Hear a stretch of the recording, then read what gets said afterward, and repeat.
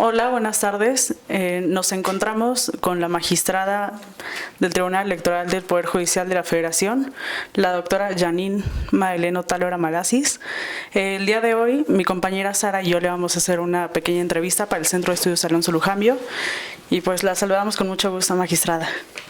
Hola, buenas tardes. La primera pregunta que nos gustaría hacerle es que desde su experiencia, ¿cuáles han sido los retos que ha enfrentado como magistrada electoral? Me da mucho gusto estar aquí con ustedes. Les agradezco el espacio para poder platicar y el tiempo de ustedes para justamente esta plática.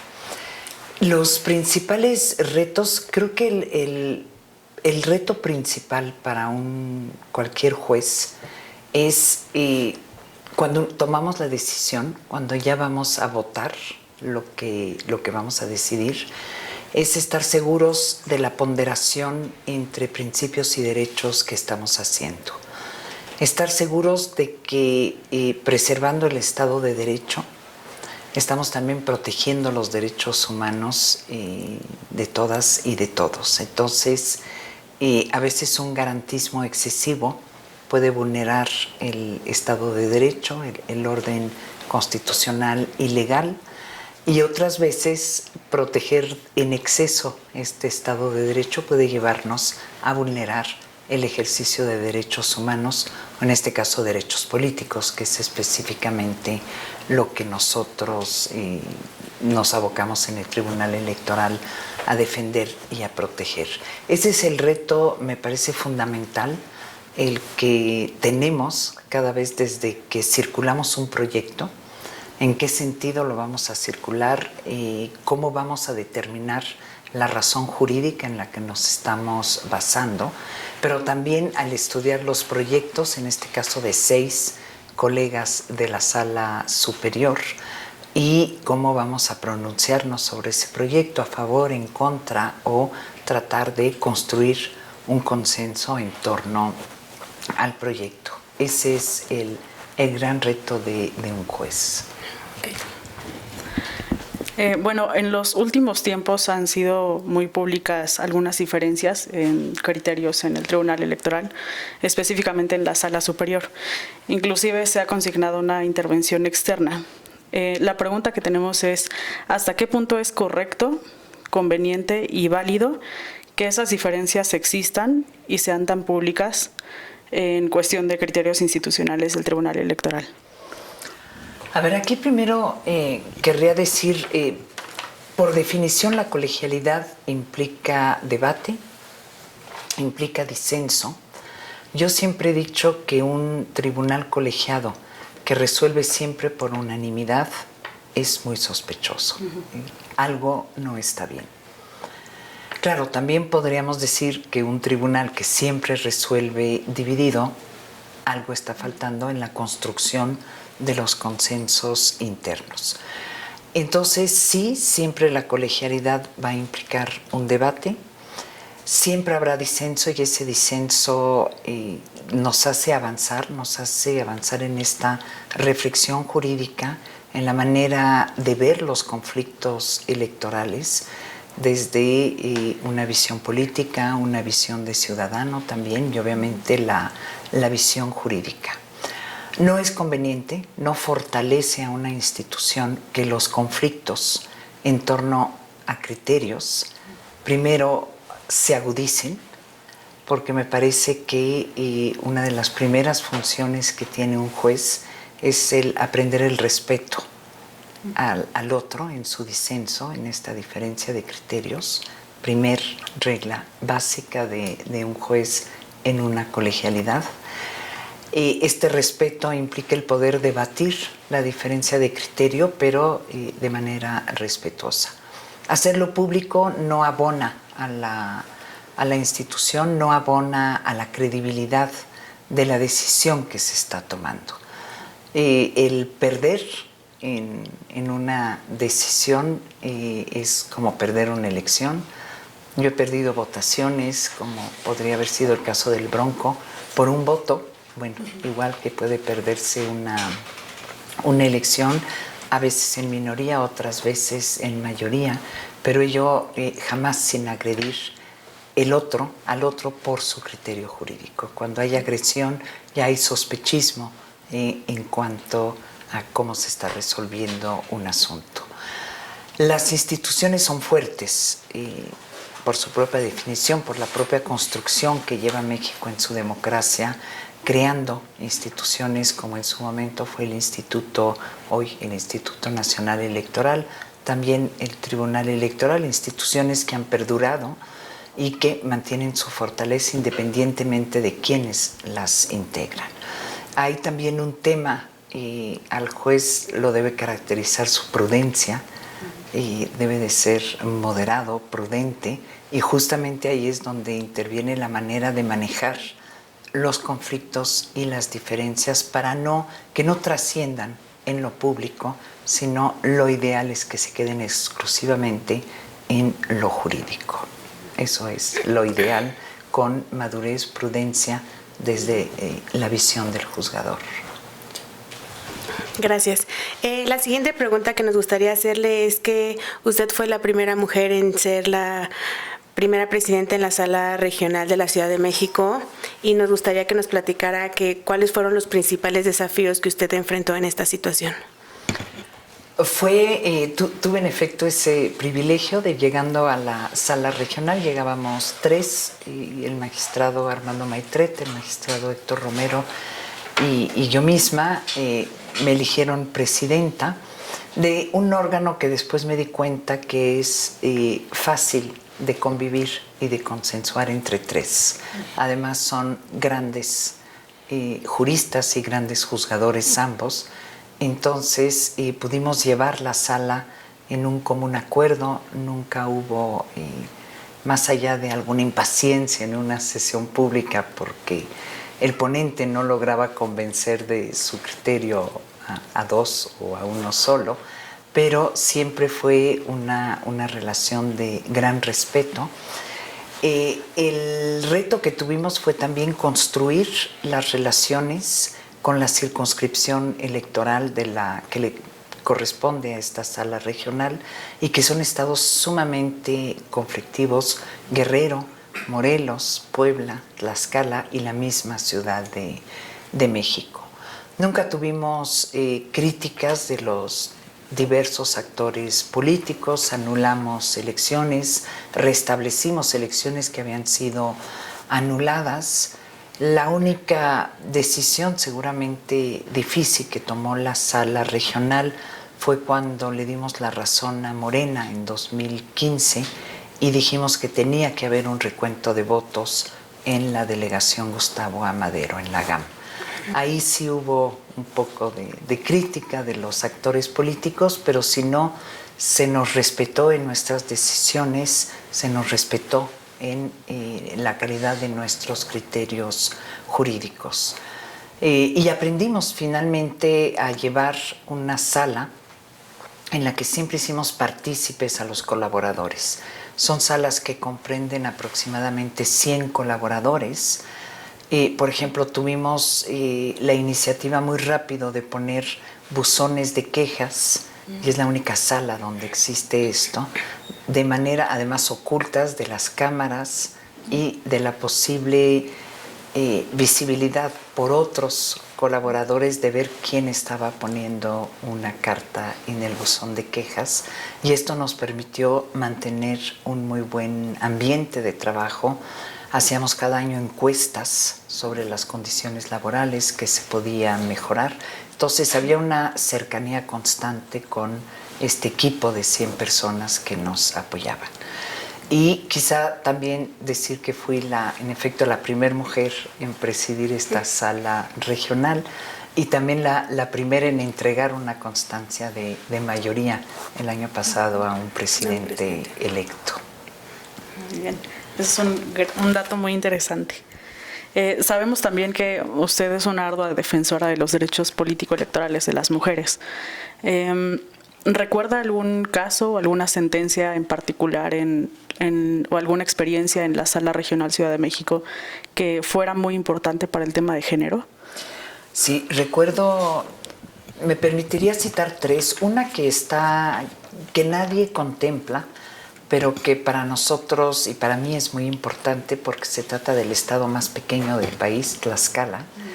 Un estado además en el que se caracteriza la situación dramática de las mujeres por la trata de la que padecen en ese estado particularmente. Y fue en 2013 que deciden en Tlaxcala empezar a organizar las listas de manera que haya 50% de hombres, 50% de mujeres en las elecciones de ayuntamientos. Nosotros confirmamos ese criterio, pero además por primera vez en la historia ordenamos que las listas para ayuntamientos la paridad se distribuyera desde el candidato o la candidata a presidente municipal hasta el último regidor, porque registraban los partidos por listas, aunque fuesen dos métodos de elección para regidores y para presidente y síndico. Pero lo extraordinario es que ordenamos desde 2013 la paridad horizontal, es decir, que en el Estado los partidos tenían que presentar 50% de listas encabezadas por mujeres y 50% por varones. Esa sentencia se cumplió, no se impugnó, quedó definitiva, pero todo el mundo la olvida cuando hablan de Morelos en 2015 y finalmente Tlaxcala fue precursor en este tema de la paridad y después tuvimos el caso de Morelos en el que confirmamos la paridad vertical y la paridad horizontal. Y confirmamos incluso un acuerdo que también es olvidado del Instituto Electoral Local de Morelos, que es presidido por una mujer, Isabel León, y ellos lo que determinaron es que al momento de integrar el ayuntamiento se tenía que integrar de manera paritaria. Entonces había que mover los lugares en la lista de representación proporcional, se movían de manera que fuera paritario. Y como tercer sentencia muy importante fue una de una mujer que vino a pelear un mejor derecho para ser candidata a presidenta municipal que otra mujer. Y ella nos decía, yo participé en el proceso interno de mi partido, yo llevo toda una trayectoria política en el Estado y en este municipio, en tanto que la que quedó después del proceso interno era pariente de un líder del partido a nivel estatal. Entonces se le dio la razón a esta mujer, a esta aspirante a candidata, justamente hablando por primera vez en un proyecto de la necesidad de la profesionalización política de las mujeres y que no se trata únicamente de que haya mujeres, porque haya mujeres, sino que se tiene que dar prioridad en caso de que entre dos haya una con una profesionalización mayor. Fue un proyecto, nunca más se ha vuelto a tocar, me parece, el tema, porque es más de ciencia política, el de la profesionalización política, pero me parece que es importante ir introduciendo en las sentencias términos y conceptos novedosos para el derecho o que salen de la rama jurídica, de manera a fortalecer el ejercicio de un derecho político o humano. Perfecto. La siguiente pregunta va encaminada a que sabemos que la defensa de los derechos de las personas indígenas ha sido un tema fundamental para el Tribunal Electoral, por lo que nos gustaría saber si desde su experiencia como la primera titular de la Defensoría Pública Electoral para los Pueblos y Comunidades Indígenas, ¿cuáles considera que han sido los avances en materia indígena que ha desempeñado la materia electoral? Han sido avances, en estos últimos 10 años han sido avances que la verdad yo calificaría que sí de impactantes, porque de por sí las comunidades indígenas están invisibilizadas en nuestro país, son 16 millones de indígenas y no tienen visibilidad, no tienen derecho, generalmente viven en condiciones de pobreza y en muchos casos, me refiero particularmente a estados como Guerrero, Oaxaca y Chiapas, en extrema pobreza. Y a eso se suma para las mujeres indígenas una extrema violencia de todo tipo, no solo política. La experiencia que, entonces, por una parte, las decisiones del Tribunal Electoral ha sido de facilitarles el acceso al tribunal, el acceso a la justicia, supliendo, como decimos jurídicamente, la deficiencia en los agravios, es decir, basta con que nos digan qué derecho vienen a pelear para que nosotros veamos de qué manera construimos esa petición que traen y cómo, en su caso, podrían tener la razón.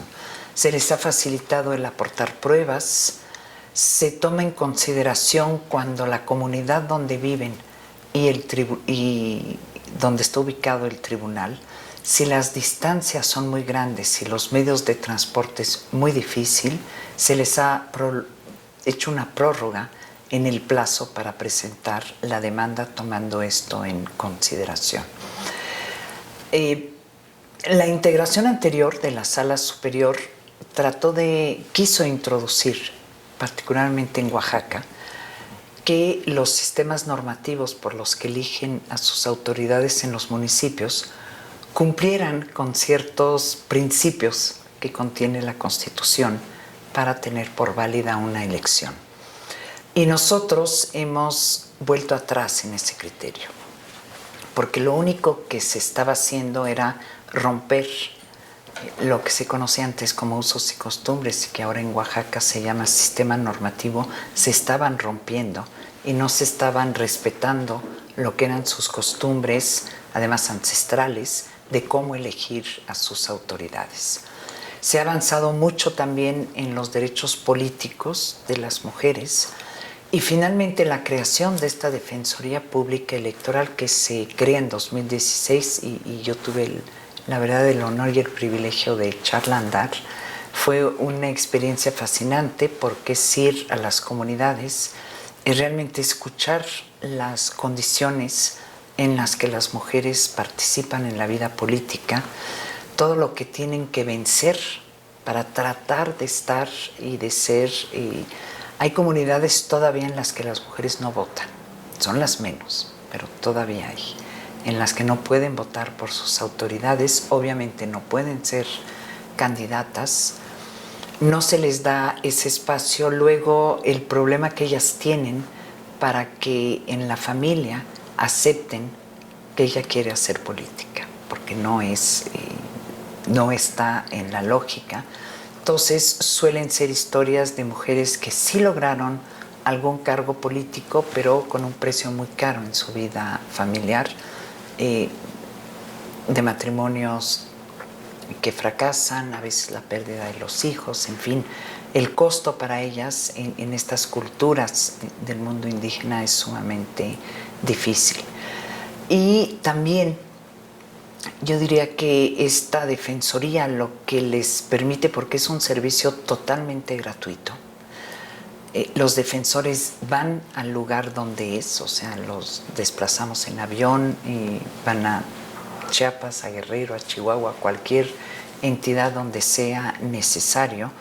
Y uno de los grandes casos que se llevó cuando yo la dirigía era el de Rosa Pérez, esta presidenta municipal en Chiapas, que la obligaron a renunciar después de haber sido electa, y los videos están muy claros. La comunidad dice es que no podemos ser dirigidos por una mujer. Entonces tiene que renunciar, la secuestraron en la Procuraduría, en fin, una cantidad de violencia tremenda hasta que a la fuerza firmó su renuncia y ya después logramos restablecerla en el ejercicio del cargo. Acabamos de tener el año pasado una sentencia muy importante, justamente en México las poblaciones desplazadas son muchísimas, también invisibilizadas, desplazadas por problemas de tierra, por problemas de familia, por problemas políticos. Y la Defensoría llevó un caso de un grupo de desplazados en Chiapas que viven en San Cristóbal de las Casas y que querían poder votar por el ayuntamiento y por su ayuntamiento esencialmente.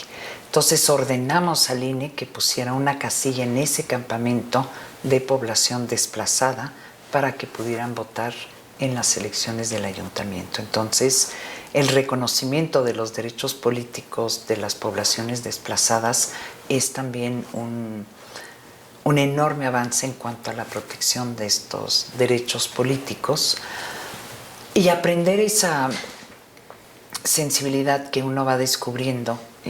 Me acuerdo, en Querétaro hay muchos indígenas que viven en Querétaro. Fui una vez a presentar a la Defensoría Pública y las mujeres lo que me hablaban era de la violencia en la que viven. Los golpes, las violaciones y que llegan al Ministerio Público ensangrentadas, pero como no hablan español no les dan acceso al Ministerio Público.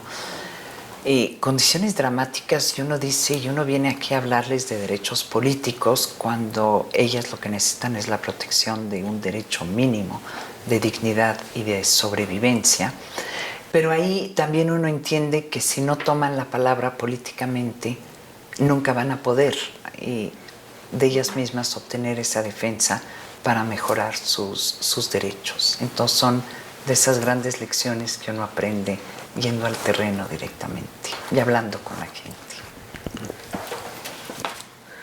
Muy bien, y justamente regresando a la sala superior, quisiéramos que nos contara cuáles son las responsabilidades que enfrenta un magistrado o una magistrada, en su caso, electoral, como integrante del máximo órgano jurisdiccional en materia electoral. Dios, son varias las responsabilidades, pero si tratamos de resumirla, creo que es cuando la sala superior toma una decisión, ya es definitiva. O sea, todavía en las salas regionales pueden impugnar las decisiones ante la sala superior. Lo que decidamos ya es definitivo. Tenemos que asumir las consecuencias de lo decidido en la mayoría o en la minoría, pero ya es definitivo. Entonces, si bien la mayoría de los juicios no tienen un impacto social mayor, sí hay algunos que tienen grandes impactos. Simplemente, ¿quiénes van a estar en las boletas? Por ejemplo, para una elección presidencial. ¿Cómo se van a contar los votos? Que es una de las decisiones también que causó conflictos en su momento con el Instituto Nacional Electoral. Temas como las nulidades o no nulidades de las elecciones de gobernadores o de ayuntamientos, particularmente importantes, son también decisiones con impactos. Decisiones también en materia de derechos políticos. Acabamos de decidir la semana pasada que las personas privadas de su libertad que no han sido condenadas sí pueden votar. Entonces le ordenamos al Instituto Nacional Electoral que vaya viendo para 2021 de qué manera se podrán instalar casillas o voto por correspondencia, voto por correo, pero que los presos que aún no son condenados no se les suspende el derecho político.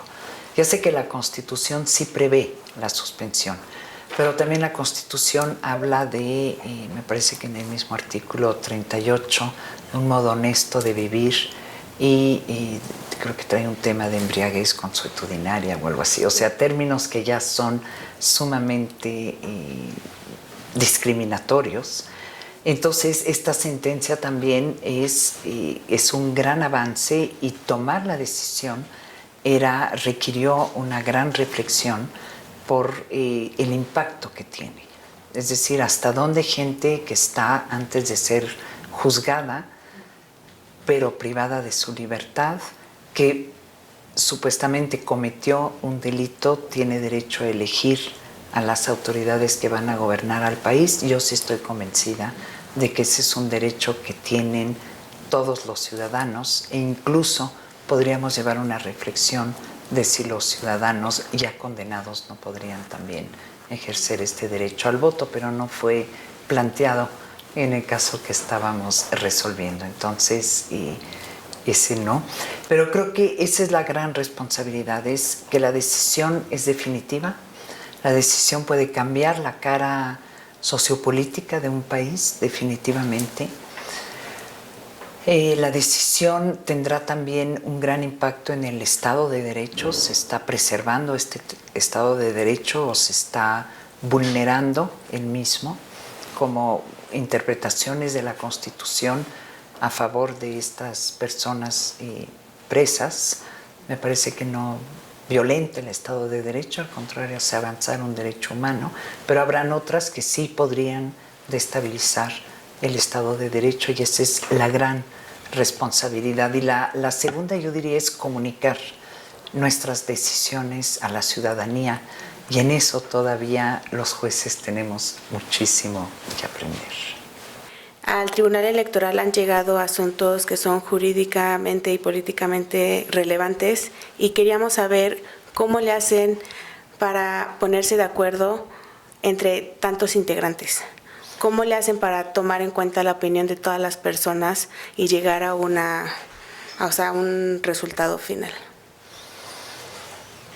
A ver, lo que hacemos, llega el asunto, se le turna a un magistrado quien elabora el proyecto.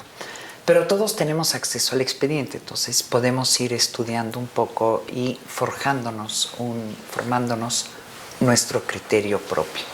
Después el magistrado circula el proyecto, la magistrada, y esto se da generalmente los jueves. Y los martes vamos a lo que se llama la sesión previa, en la que en privado discutimos cada proyecto. A veces pedimos más tiempo para estudiar algún tema delicado. Y ahí, en la medida en que cada quien va expresando su posición a favor o en contra, esto va enriqueciendo el debate. A veces se ha dado incluso que llega alguien en contra, escucha varias posiciones, cambia su criterio o viceversa. Y se han dado casos en que el ponente convencido cambia el proyecto en un sentido distinto. Entonces, realmente el consenso se crea en esas sesiones previas y hay veces en que no se puede crear el consenso, que ya llegan muy definidos los votos y que no puede salir el asunto por unanimidad, que es lo que nos ha pasado en muchos asuntos jurídica y políticamente muy relevantes. No lograr esta unanimidad en la votación, pero sin que esto afecte finalmente, al contrario, abona a un debate democrático, digamos, y a una pluralidad que tiene que existir. Pero es finalmente a base de hablar, de exponer los pros, los contras.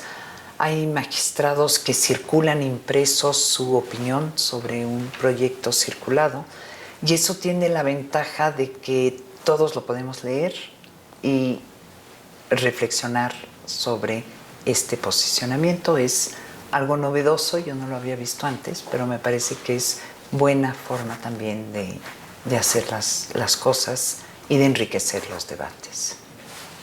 Okay, muy bien, gracias. Y ya por último, ¿qué es lo que usted considera que falta todavía por avanzar en temas de género y política? En temas de género, creo que ya logramos la representación. O sea, ya vimos el Congreso, quedó 49-51, pero lo que vimos es que casi no hay mujeres que presidan fracciones parlamentarias, casi no hay mujeres en las mesas directivas, pocas presiden comisiones importantes, entonces no vemos la voz de las mujeres en este espacio político. En los ayuntamientos también ha aumentado mucho.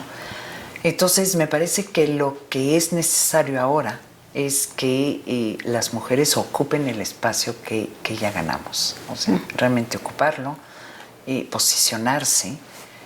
Pienso, por ejemplo, en el Senado de la República, este tema de las estancias infantiles. Es sobre todo una senadora la que lleva la voz. Entonces falta escuchar mucho más esta mitad del Senado, esta mitad de la Cámara de Diputados y ver, yo estoy convencida de que las mujeres hacemos política de una manera distinta, llevamos la administración pública de otra manera, administramos los recursos también de otra manera, y esa diferencia, que puede ser positiva porque finalmente es únicamente una diferencia, quizá no la hemos visto todavía. Entonces falta ocupar este espacio y abrir justamente más espacios de toma de decisión a las mujeres. Creo que es lo que ahorita nos hace falta particularmente, y trabajar y fortalecer esta defensa de la violencia política en contra de las mujeres, porque justamente su aumento en la participación política trajo como resultado un aumento de esta misma violencia. ¿Qué falta hacer en política? Me parece que es simplemente inculcarle a los actores políticos el respeto a la ley que ellos mismos hicieron. O sea, las leyes que aplicamos fueron votadas por los congresos, por quienes vienen a impugnarlas, por quienes las violan finalmente en los procesos electorales. Entonces sí, me parece que lo que hace falta es el respeto del actor político a la norma que él mismo crea. La aceptación de resultados electorales me parece algo también que tendrá que madurar los actores políticos en nuestro sistema, de manera a que tengamos una democracia de mejor calidad finalmente.